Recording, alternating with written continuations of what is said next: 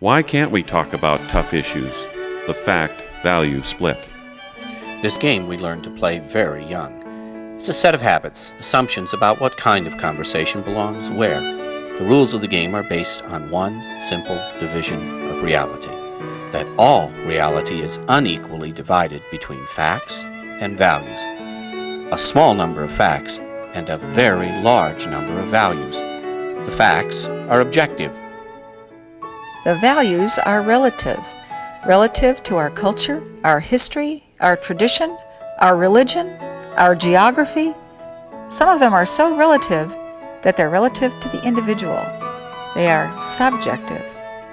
The result is a wall between the so-called facts and the so-called values, the objective world and the relative and subjective world. On the basis of this division of reality, we actually build this wall to keep each side safe from the other.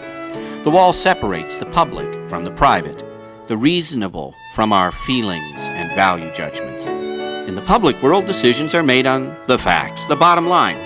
In the private world, conversation is based upon feelings and values.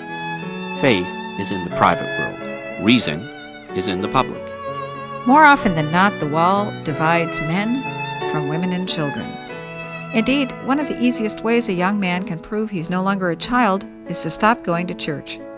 And to demonstrate that it's this distinction, rather than gender, that creates this leaving of church, young women who choose to carry out their profession in public space drop out of church at the same rate as young men do in adolescence.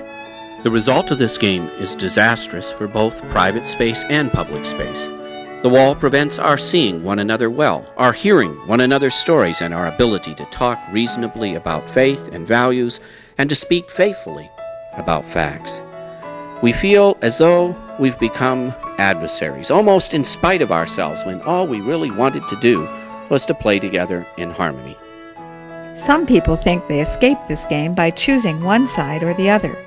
Some persons on the value side reduce facts to mere facts and understand values to be profound and deep and want to protect them from being dirtied by the public political space.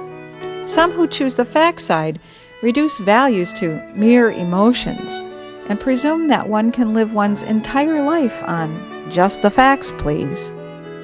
But this opting for one side or the other only proves that the wall is firmly in place in the middle. The game gets dangerous when we need to talk about basic questions like what counts as being human or what is worthy of humane treatment by our public world. What kinds of protection ought we have for dogs? Do trees and spotted owls have rights?